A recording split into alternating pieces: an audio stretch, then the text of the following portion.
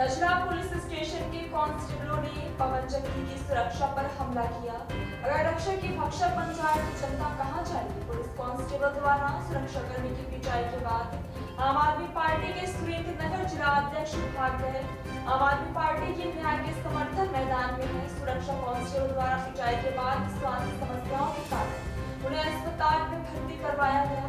ठाकुर श्री भाई गाना भाई सीधिया उम्र 40 वर्ष दशरा पुलिस स्टेशन सैला में पवन चक्की के सुरक्षा गार्ड के रूप में कार्यरत है और वह व्यक्ति जिसे पहले पुलिस स्टेशन के बयान के लिए बुलाया गया था। सुरक्षा में काम करने वाले एक व्यक्ति से पूछताछ करने पर दशरा पुलिस स्टेशन के एक कांस्टेबल ने एक बुजुर्ग सुरक्षा गार्ड की पिटाई कर दी।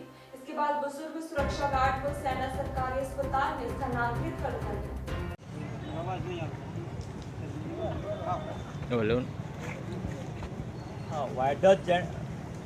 વાડ જ જાણે ચીબડા ગળતી હોય એવી પરિસ્થિતિ હાલ રજાળા પોલીસ સ્ટેશન વિસ્તારમાં બની છે। રજાળા પોલીસ સ્ટેશનમાં પવન ચક્કી જે ચાલે છે એના મળતિયાઓના કારણે જે ત્યાં કામ ભૂતકાળમાં કામ કરતા એમના ઉપર ખોટી રીતે આરોપ મૂકી અને નિવેદનના નામે બોલાવી અને ઢોર મારવાની ઘટના બની છે।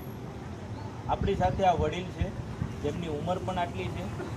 માત્ર નિવેદન લેવાના બાને આવવાથી ત્યાં કોઈ જાતની કોઈ અપશબ્દ ન બોલવા છતાં પણ એક કોન્સ્ટેબલ દ્વારા દાદાને ઢોર મારવાની ઘટના બની છે। હાલ પરિસ્થિતિ એવી થઈ છે કે એમની એવી હાલત થઈ ગઈ હતી કે તેમને તાત્કાલિક અસરથી સાયલા સિવિલ હોસ્પિટલમાં દાખલ કરવા પડ્યા છે અને મૂંઢ મારવામાં આવ્યો છે તેવું એમએલસીમાં પણ જણાવવામાં આવ્યું। તો હું તંત્રને અને અધિકારીઓને કહેવા માગું છું, તમને કયો એવો અધિકાર આપ્યો છે કે સામાન્ય માણસ ઉપર તમે હાથ ઉઠાવો છો? લોકો મજૂરી કરતા વ્યક્તિઓ છે। જો તમારામાં તેવડ હોય તો ત્યાં બુટલેગર ફરે છે એને પકડો, તમારામાં અહીંયા હોય તો ભૂમાફિયા છે એને પકડો, તમારા ઓલામાં હોય તો એટલા બધા અહીંયા અનલીગલી કામ હાલે છે એને પકડો ને। સામાન્ય માણસને પકડીને શું કામ છે? અને પવન ચક્કીવાળા ક્યાં તમારા કોઈના ઘરના હતા અને તમે આવા સામાન્ય માણસના?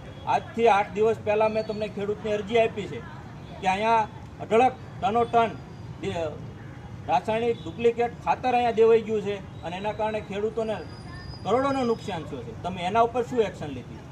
એના ઉપર એક્શન એટલા માટે તમે નથી લેતા કે એ કિસ્સો ખેડૂતનો છે। ખેડૂત તમને બાપડાઓ કંઈ દેવાના નથી એટલા માટે તમે આ રીતે કરો છો। પણ સમજી લેજો કે આ સામાન્ય માણસ છે, એને ન્યાય અપાવવા માટે અમે ઊભા છીએ। તમારી દાદાગીરી ક્યારેય ચાલશે નહીં। કાયદાનું કામ કરશે અને કાયદાનો પાઠ અમને પણ તમને ભણાવતા આવડે છે।